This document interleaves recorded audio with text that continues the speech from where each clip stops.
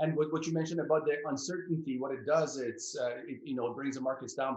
But now the markets are doing really well currently. They're on their way up. Is that because it's kind of the results might be more obvious than they seem?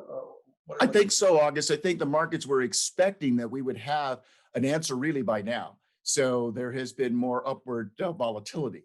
And as I say, to the extent that that just takes about a week or so, I think that might continue. But if it goes longer than that, and if there's some other, shoe that drops, that's when we could see things turn around viciously. And that's like we saw from February the 19th through March 23rd.